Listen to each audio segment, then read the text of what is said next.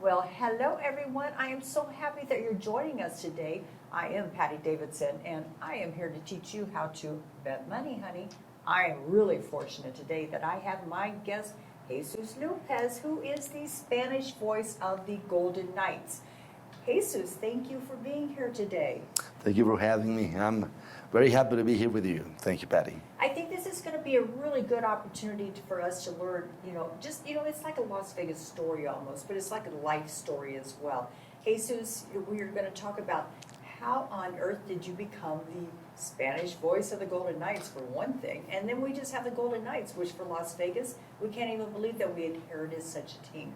But I think people like to get to know, the people behind the voice, as we say sometimes.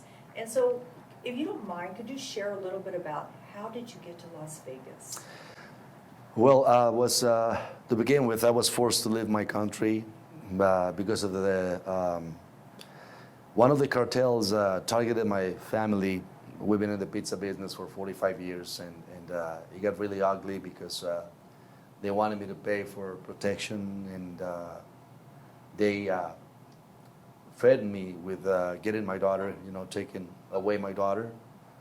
And then they went after my daughter and used to call her, telling her that if she wouldn't give away my little son, they will kill my wife, and they will describe to my daughter how my wife was dressing at that precise moment and what she was doing, and it got really ugly. So being an American citizen, I just decided to come back to the States, but it was not my plan to come back. And I just kept my eyes open for opportunities. I was here for a convention because I was doing this TV show. A friend of mine was a general manager for the cable system on my state. So quid pro quo, I did the TV show for him for free, and he used to give us all of our advertising for free on the cable system. So he invited me to a convention here in Las Vegas. I came over here. I met some people local with ESPN Deportes, and they offered me, hey, why don't you come over here? And there are positions open, but I never thought that I will, ever end up here in Vegas because our business was growing. We were doing very good. I just finished, like the house of my dreams. I built it from the ground. And all of a sudden you got a call from somebody telling you that your life is no longer yours, and I was always reading, I believe, very good books, and Anthony Robbins said it, try to make the best of every single thing, because you never know what this ocean is gonna leave on the sand for the next morning. So I was thinking about what to do, and I was talking to my wife, and I told her, tomorrow I'm gonna call the guys that I met in Las Vegas and see if there is an opening still. Because this was like almost a year and a half after I came to Vegas, when things got ugly in Mexico for my family. And believe it or not, Patty, next morning I was drinking my coffee, getting ready to make the call to Las Vegas, and my phone rang. And guess what? It was from Las Vegas. And they said, hey, are you still interested in doing something in Las Vegas? And I went, yeah. When you come? Right now. So it took me 3 days, to come to Vegas and leave everything prepared, so my wife and my kids can show up, later. And that's how I ended up working for ESPN Deportes. Now it's Deportes Vegas 1460. So I started to work as a salesperson, and then I saw the opportunity to create, a comedy show and something different. And it's been on air for 11 years now. I think they bring this back to, and this is kind of like my questions to you, because I find it so interesting, is that a lot of what you do, yes, you're a great person, you could go out, you're a hard worker, but your voice is your signature. Is that correct? And so, Yes, well, I think it helps a lot to do something different. It helps a lot the fact that radio is all about imagination because you are framing the picture in people's mind. Right. So it's not like TV where you just need to describe what's going on. Radio is a different story. You know, it's my favorite source of communication. Well, my question to you, because again, we know some of your secrets. You are a ventriloquist, Yeah. which is amazing. But you also, you know, you can mimic many voices. My question right now is just, when did you start doing that? At the age of 3? When I 4? I was a kid, of course, and there's a very famous show in Mexico when I was growing, Chavo del Ocho, and we all try to imitate, you know, those characters on that show, El Chavo del Ocho, and that's how I started. And then we have this other show that my father used to watch every night called Los Polivoces, and they do all these characters, and I just love that. You know, I just love that they could become somebody else in so many ways, and make it fun, because that's what it is. And it was called white humor, because they never used, you know, like bad language or anything like that. It was just a double meaning language, and people put things together by themselves, you know, and it creates a total different language that we call albur. So there is, but to me that was the catchy thing, you know, how to being able to create. So I was always, you know, when I was growing, imitating voices and stuff, and then my father told me when I was very young, you have voice to be in radio, son. You know, Yes. I was so I was a very good chess player, and my father told me once, you know what, I see you better in radio than competing in Russia, you know, things like that. So yeah, knowing that I was never gonna be like Garry Kasparov or you know, Anatoly Karpov, those big Russian players, Bobby Fischer, you know, and Right. so I was always involved in when there was a chance to talk in school about something, I was a speaker. You know, when there was a contest about speech, you know, I was there, and I just loved it. I just loved it. I love to sing too. You know, it's something that it's part of my soul. Well, that goes back to your voice really is your signature, you know, so Thank you. You're, you know, very fortunate. And I think that, you know, Las Vegas is fortunate that you're here too as well. And so you brought your family, you know, Yes. to Las Vegas. Yeah. And you went from sales to all of a sudden they must have listened to you. And then you now have a radio show as well as being, you know, the Spanish voice of the Golden Knights. Yeah. And we'll go back a little bit pretty soon, and we're going to talk about what that experience was last year, because it had to be extreme. Yes, it was. And so tell me a little bit about your radio show that you do. Yeah, on the radio show, it's called Fútbol de Doble Picante, Double Spice Football. And, you know, us Latinos, we love soccer. It's the main sport. So that's why it's called football. Because for us, football is, you know, soccer. We know. And We Americans are learning, you know, we know. It's F-U-T, not F-O-O-T. So they're still discussing about who invented it. They don't know if it was the Italians or the English. But we love soccer, right? And Yes. that's what my show is about. I gave, to begin with, the most important news from England, Italy, Germany, Spain, and Mexico, and if there's something going on in Argentina or Brazil, those are the, you know, the headliners at the beginning of my show. And then I talk about the team that I love, which is Guadalajara. And then we start with the voices, with a segment that is called Fútbol de Doble Picante. And I do all these voices because I imitate some of the commentators from Mexico, some of the coaches from Mexico, the most controversial with very peculiar voice. Yes. There was Ricardo Antonio Lavolpe from Argentina. And I love just to be, you know, saying things like, che, que nos está llevando a todo por el lado equivocado, vos viste que... You know, it's funny because then you have, I have my own character, it's called Che Wei. And he's the one always messing things up, you know. And, Is that a reflection on you? yes, it is. Yes, it is. Okay, that's good. Yes, it is because I also do the voice of the Mexican president, and not to being, specific on politics, but I believe he's the worst thing that happened to Mexico.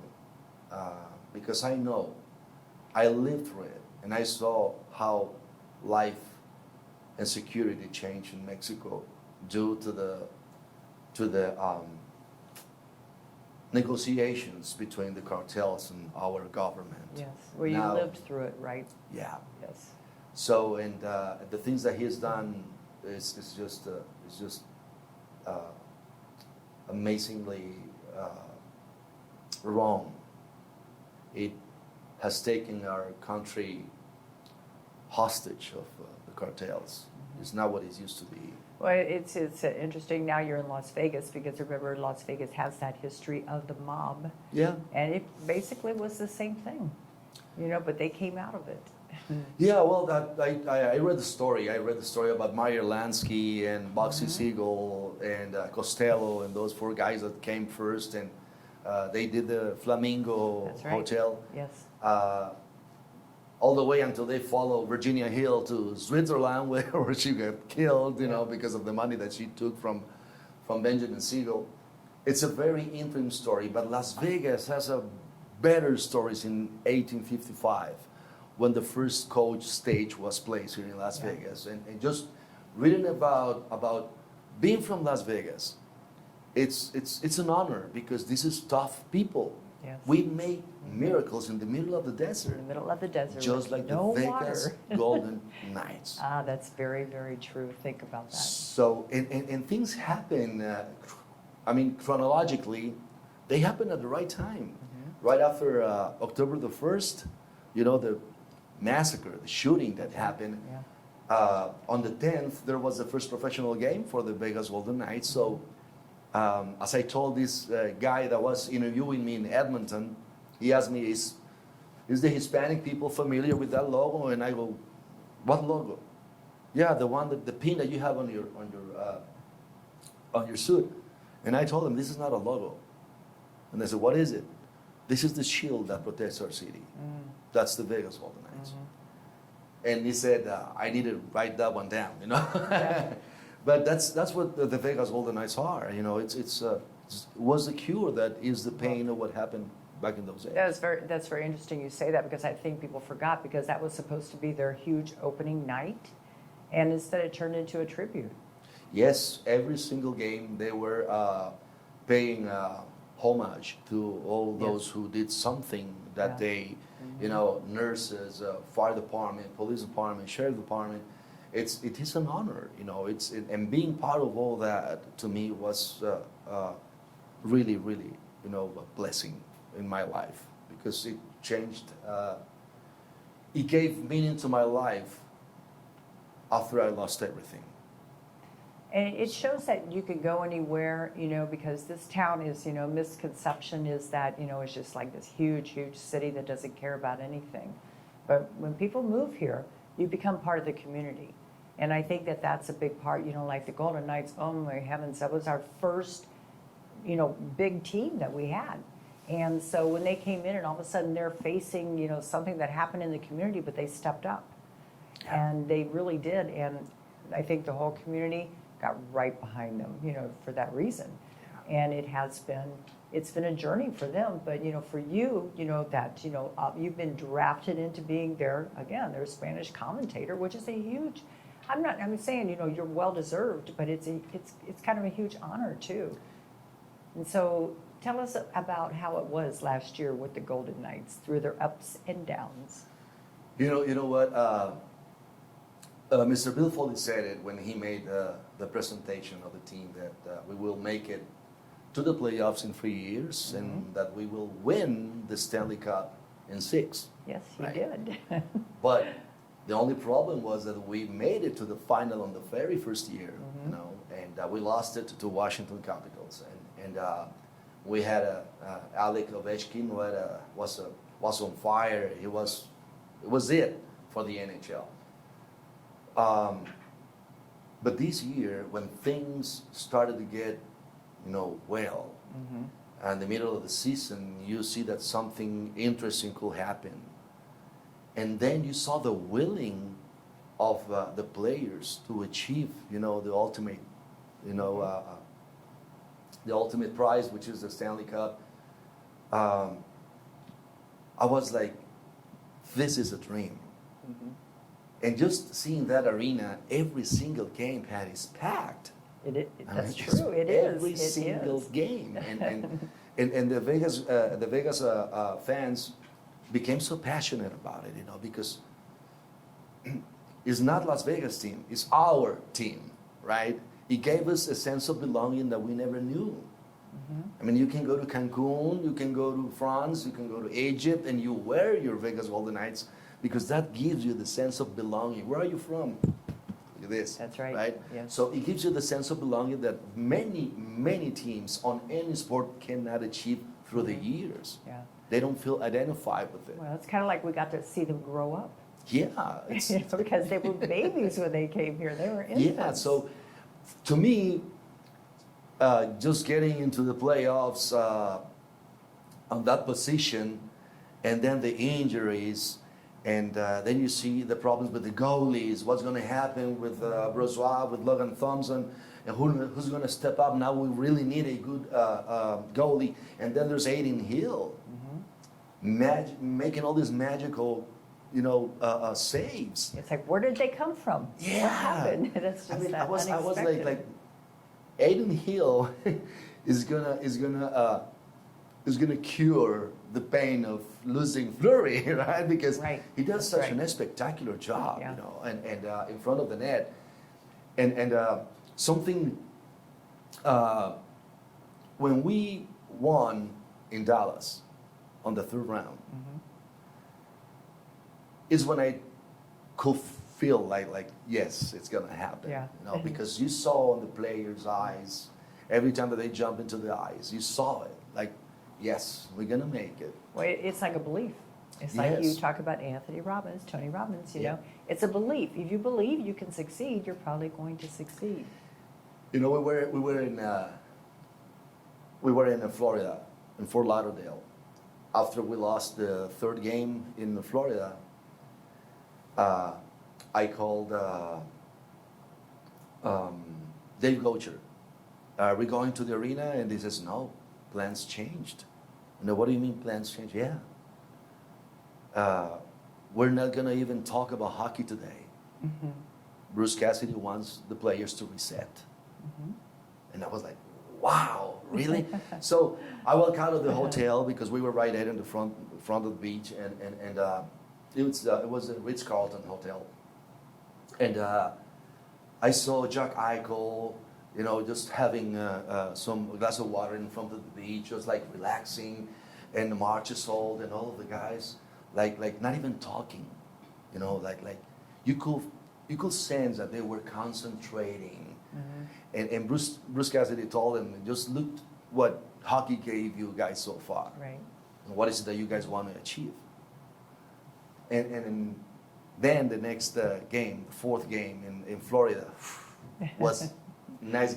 You know, 5 minutes before the end of that game, I thought I was going to faint because my vision started to be like blurry, you know, and I had this hiss on my ears, like, you know, like, what's going on? You know, Oh, this is no. too much. I mean, the emotion was so much, the adrenaline was so Yeah. high. Yeah. And I don't know, it was like a big portion of I don't know how to say it in English, but oxytocin, dopamina, everything that, you know, gets out of your brain when you're so excited. Right. Endorphins, everything at the same time. Yes. I was like ready to collapse.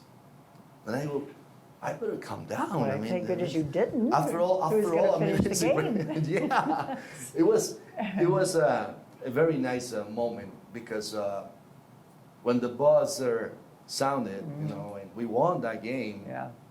It was a tough game because practically the Florida Panthers knew that was a game of their lives. I mean, for the season. Right.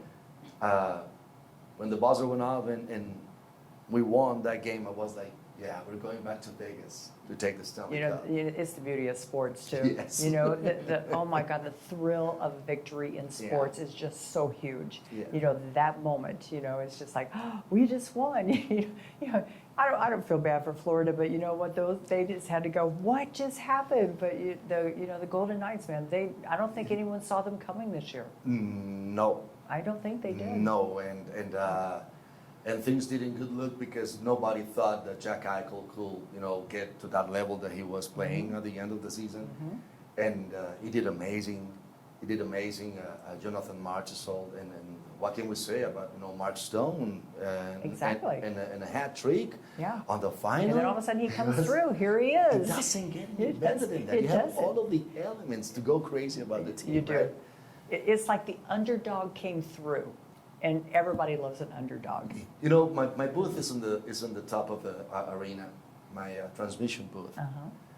And every time that those doors open on the elevator on the 5th floor, I always, first of all, I always thank God. You know, I always also think of my dad, and that's the only thing that I regret. I would have loved for my dad to see me doing Oh, I what bet. I'm doing, you know. Yeah. But I think about him, and I thank them for what he said. You have the voice of, Mhm. you know, a broadcaster, and I think it's very important for nowadays for the parents to know their kids and get to know what they have under their sleeve, you know, the talents that they have, the capabilities that they have, Mhm. the things that they can develop. It's very important because when we started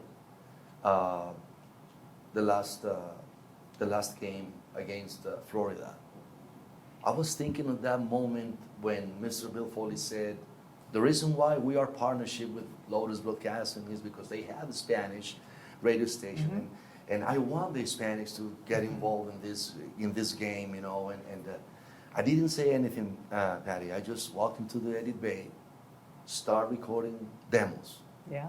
and giving them to Tony Bonici. Nice. And I told them, look, this is what I can do about this. This is Yes. what I can do about this. Because I was looking for references Uh-huh. about hockey in Spanish, and there was nothing. There Yeah. wasn't anything. No, it's too warm. And there's a guy, very good guy that does the play-by-play for the Kings in LA. But I was looking for the base of hockey because every sport has its own pace, you know, its own soul. Yeah. And all of a sudden, this goofy cartoon from 1956 pops up. And the translation on that cartoon was made by a Colombian guy who used to do soccer play-by-play. Okay. But he really made a portrait of what hockey was on our language. And I go, that's the base. That's You know, it. if I'm going to do something good, I have to be, you know, like that. Well, I can see because you have to make it interesting, Yes. and you're almost teaching the sport while you're doing it At the same time. at the same time. Explaining rules, explaining Yes, things. yes. Thank God it's very similar to soccer. To soccer, it Yeah, is. it's very Yeah, similar. yes. The only thing is that they can play behind the net. Mhm. But I remember when they took me the first time to the arena and I saw the Vegas Golden Knights practicing at the T-Mobile Arena. Mhm. They keep asking me, can you really do it? Can you really do it? And I was like, you know, inside I was like rumbling, you know, Yeah, but right. I was like, yes, I can. Yes, I can. You know, Yes. I was Mhm. convinced that was it for me. It It's was. the greatest opportunity of my life. There's a reason you were brought to Las Vegas. You just didn't know what it was. You never know. Yeah, you never know. And when I saw the moves, I was counting the moves from the puck from one side to the other of the rink, and I was like, wow, this is going to be like at least 300 words per minute. Oh, yes. So It goes fast. yeah, and now I know that if I do soccer, I can have a cup of coffee doing soccer, That's no it. problem, because it's not so demanding, right? Well, Within- the field's longer. I know, but Yeah. within 4 seconds, you have the puck on the other That's side right. of the rink. It is. So yeah, I was scoring 350 to 380 words per minute on the playoffs. Ah. Yeah. Oh, you know what, Jesus, we are looking forward to listening to you again this year. And we're all rooting for Golden Knights to repeat. I think they can do it. I You think know- it's going to be exciting. It's going to be harder because I believe it's harder to keep it than to win it. I don't know, other teams have done it. Yeah, I'm they have sure done they it. can do it. They It's have not done like it. they'll be the first. I think they could do it. I think they have the momentum and they have the players. And they've kept a lot of their players. We So- lost only Riley Smith, and Right. but we have very good rookies. We have most of the team remains the same, and Jack Eichel is in better shape. Yeah. Now he's like full recovered from Yes. the surgery that he went through. Not that he wasn't, but now he's more confident, Mhm. and now he knows Yeah. what it means to wear the Vegas Golden Knights. He knows how to win too. He knows how to win. He That's knows the the big feeling. part. He would The have never feeling done of it with the the win. Buffalo Sabres, that's for No, sure. No, he's better in Vegas. And he loves it. You know something that I love about this, Patty, is that, like Fleury, he said once, you know what, yes, I'm living in Las Vegas, but I want to retire in Las Vegas. That's Is what that he right? said. And I was like, wow. Well, it's cold that's- in Pittsburgh. I know. You know, so yeah, he There's- should come back. Just like you said, there's something about Vegas. Yes, there is. So it was, it's been a ride, and what was most significant, Patty, for me, about the parade and the celebration, Mhm. I was in one of those buses Yeah. waving the Mexican flag. You know, and they were amazed on how many Hispanics were there at the parade. Hmm. But something that made me cry, I believe it was a kinesiologist from the team that tells me, hey, do you know that guy on the other side of the street? Uh-huh. So I looked over there and I saw it was my son, right? Aw. And I started waving my flag to him, Yeah. just saying hi to him because it was very far. Uh-huh. But then he sent me the video. And the things that he said on the video, I believe was the payment for what we went through in Mexico. The way he said it, how proud he was. I believe there's no compensation for that. I mean, it's Yeah. a very magical moment. And it's the best thing that can happen to a dad is, seeing your kids proud of you. Oh, for sure. And It is. The way he said it was just it for me. Well, So there's I am sure they're very proud of you, as they should be. You have accomplished a lot in your lifetime that you never even planned for. And I will tell you that Vegas is happy to have you for sure, I'm We're happy to happy to be be here. there. And I am just going to thank you for being on the show Thank you. today. Thank you very has much, been Betty. Thank you. very, very nice to chat with you and get to know you. My pleasure. And, anytime. And we will be big fans of the Golden Knights this year, absolutely. Oh yeah, Yes, yeah, we will. listening to you. Yeah, we will. We I believe Las Vegas right now is the second arena being packed every single game. Yes. And the best attendance even on the Mhm. preseason games. Even on the preseason, during the Yeah. week, all of it is because this town did embrace them. And so there, I'm going to end it here. Jesus. All right. Thank you so much for being here. Thank I you. am Patty Davidson, here with Jesus Lopez, who was gracious enough to come and talk to me today. course. And we are Bet Money Honey